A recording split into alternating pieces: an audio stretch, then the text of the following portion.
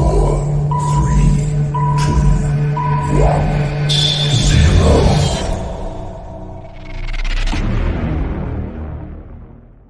0. Assalamualaikum warahmatullahi wabarakatuh. Perkenalkan, nama saya Hermanto Limbu. Saya dari Prodi Pendidikan Akuntansi Fakultas Ekonomi Universitas Negeri Makassar. Dalam video kali ini saya akan membahas materi tentang analisis varian atau yang biasa sering kita sebut dengan ANOVA. Video saya buat ini dalam rangka untuk menyelesaikan tugas ujian tengah semester saya pada mata kuliah statistik lanjutan. Nah, sebelum kita masuk ke pembahasan lebih jauh, terlebih dahulu saya jelaskan dulu apa sih itu ANOVA atau analisis varian. ANOVA adalah suatu metode analisis statistika yang termasuk ke dalam cabang statistika inferensi.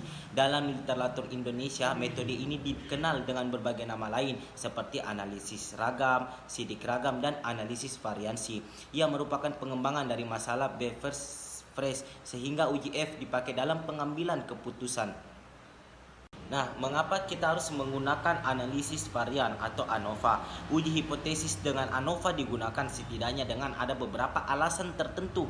Yang pertama yaitu untuk memudahkan analisa atas beberapa kelompok sampel yang berbeda dengan risiko kesalahan terkecil.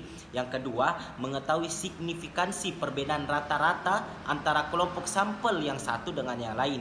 Bisa jadi meskipun secara numeris bedanya besar, namun berdasarkan analisa ANOVA, dia perbedaan tersebut tidak signifikan sehingga perbedaan bisa diabaikan. Sebaliknya, bisa jadi secara numeris bedanya kecil, namun berdasarkan analisis ANOVA perbedaan tersebut signifikan sehingga muncul ada satu unsur untuk berbeda dan perbedaan antar kelompok sampel tidak boleh diabaikan.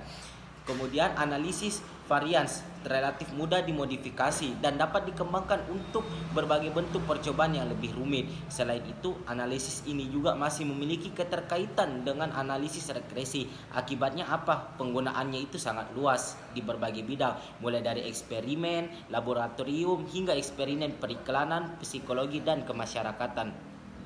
Nah, jenis-jenis dari analisis varian atau ANOVA. Yang pertama ada ANOVA satu arah yang biasa kita kenal dengan on-Y ANOVA. Maksud dari itu yaitu untuk menguji perbedaan rata-rata lebih dari dua sampel, di mana dalam melakukan analisis hanya bisa satu arah. Maksud satu arah ini dia hanya bisa menguji antar kelompok yang satu. Kemudian jenis yang kedua yaitu ANOVA dua arah tanpa interaksi, di mana biasa kita sebut dengan ANOVA two-way without interaction. Jenis ANOVA yang kedua ini yaitu ANOVA dua arah tanpa interaksi, di mana bahwa bisa dilakukan interaksi antar kelompok dan perlakuan. Maksudnya bisa membandingkan antar kelompok ataukah antar perlakuan. Kemudian ANOVA yang ketiga yaitu ANOVA dua arah dengan interaksi, yaitu ANOVA two-way with interaction. Sebelum dijelaskan ANOVA dua arah tanpa interaksi, dikatakan ANOVA dengan interaksi ketika setiap kolom atau perlakuan dan blok atau baris diulang. Kemudian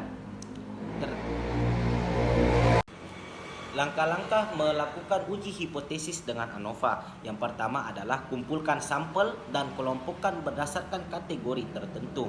Untuk memudahkan pengelompokan dan perhitungan, buatlah tabel data sesuai dengan kategori, berisi sampel dan kuadrat dari sampel tersebut.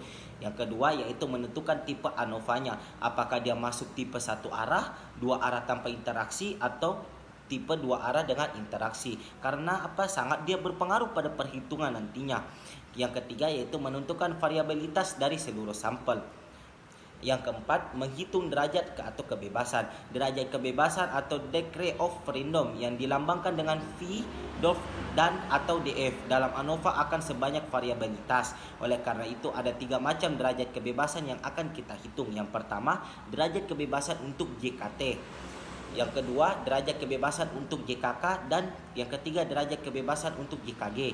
Langkah kelima yaitu menghitung varians antar kelompok dan varians dalam kelompok.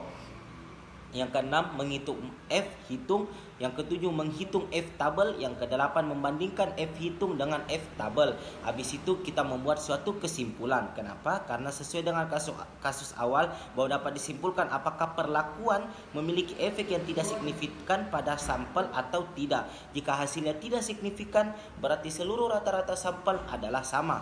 Namun jika perlakuan menghasilkan efek yang signifikan, setidaknya satu dari rata-rata sampel berbeda dari rata-rata sampel yang lain.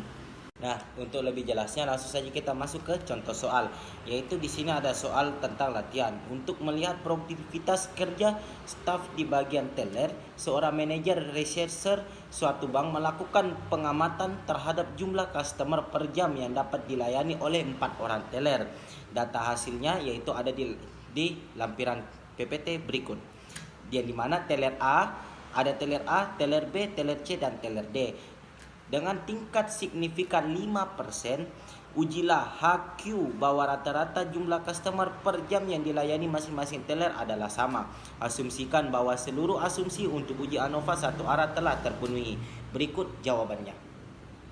Pertama yang kita lakukan adalah menghitung setiap jumlah teller masing-masing. Misalnya seperti pada gambar di situ, yaitu ada teller A yang dimana terdiri dari 9, 21, 26, 24, dan 18. Nah, di jumlah keseluruhan untuk mendapatkan T1-nya yaitu sebanyak 108 dan N1-nya 5. Nah, 5 itu dari mana? Dari jumlah datanya, terdiri dari 5 data. Begitu seterusnya, teller B, teller C, dan teller D. Kemudian untuk mendapatkan example-nya sama dengan T1 ditambah T2 ditambah T3 dan ditambah T4. T1 ada 108, T2 atau teller B terdiri dari 87, kemudian teller C terdiri dari 93 dan teller D 110. Kemudian dijumlah menghasilkan 394. Begitu N-nya juga, N-nya dijumlah mendapatkan 22. Setelah itu dikasih pangkat 2 atau dikuadratkan atau sama dengan X kuadrat yaitu sama dengan dimana setiap data per teller, misalnya tadi teller A ada 19, 21, 24. Nah, 19 dikasih kuadrat. Jadi 19 kuadrat ditambah 21 kuadrat ditambah 24 kuadrat, begitu sampai teller D. Setelah itu dihitung, kemudian menghasilkan di jumlah keseluruhan. Setelah dikuadratkan di jumlah keseluruhan dari teller A, B, C, dan D, yaitu sebanyak hasilnya 7.614 data. Kemudian kita harus mencari SSB-nya, dimana cara rumusnya ini yaitu dengan memangkatkan setiap jumlah T, artinya jumlah data setiap teller. Misal kita cari tadi dikurang dengan jumlah SSB yang telah kita hitung yaitu 1817,36. Nah, hasil pengurangannya yaitu 5796,64. Itulah kita mendapatkan SSW-nya.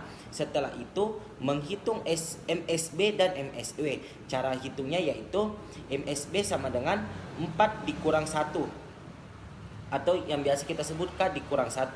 Nah, caranya itu 1817,36 yang tadi hasilnya dari SSB dikurang 4 dikurang 1. 4 kurang 1 ini sudah ketentuan ya. Jadi 1817,36 dibagi 3, dia sama dengan 605,79. Nah, untuk mendapatkan MSW-nya sama dengan SSW dibagi N kurang K. Nah, N-nya tadi kan kita sudah dapat yaitu sebanyak 22. Jadi 5796,64 dibagi 22 dikurang 3 menghasilkan data sebanyak 305,09.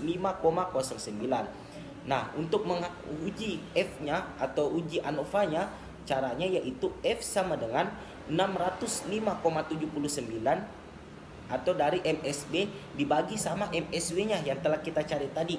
Jadi 605,79 dibagi 305,09 dia menghasilkan 1,99 uji F-nya. Nah, tabelnya ada pada di gambar berikut yang ada di PPT-nya. Nah,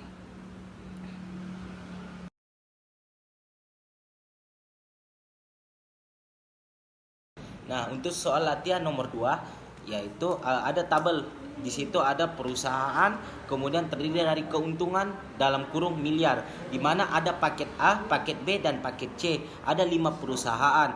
Nah, setelah itu kita harus hitung dulu terlebih dahulu dari paket A. Berapa jumlah paket A? Tekan paket A terdiri dari 57, 48, 93, 66, 83. Nah, itu dijumlah semua menghasilkan sebanyak 347. Begitupun paket B menghasilkan 364, paket C 405. Setelah itu kita cari rata-ratanya dulu. Untuk cari rata-rata dengan 347 tadi dibagi sebanyak jumlah datanya yaitu dibagi 5. Setelah itu kita mencari vanosnya menghasilkan 341,3. Nah, begitu untuk paket A, B, dan C. Habis itu maka paket kebijakan yang tepat itu adalah paket C. Kenapa dibilang paket C? Karena paket C dilihat dari total ANOVA yang telah kita jumlahkan tadi berdasarkan dengan tarif kepercayaan 5% dengan asumsi keadaan ekonomi yang berjalan secara internal, maka ketiga dari paket 3C yang digunakan oleh seorang direktur utama paket C yang lebih tepat untuk digunakan. Mungkin sekian dari penjelasan saya terkait analisis variance atau ANOVA dalam video kali ini. Mohon maaf apabila sepanjang penyampaian materi saya ataupun contoh-contoh soal yang saya jelaskan dalam video kali ini kurang jelas atau kurang dipahami, mohon untuk dimaafkan. Semoga ilmu yang saya sampaikan ini bermanfaat bagi diri saya sendiri maupun bagi kita semua. Wabillahi taufik hidayah. Wassalamualaikum warahmatullahi wabarakatuh. Alhamdulillah.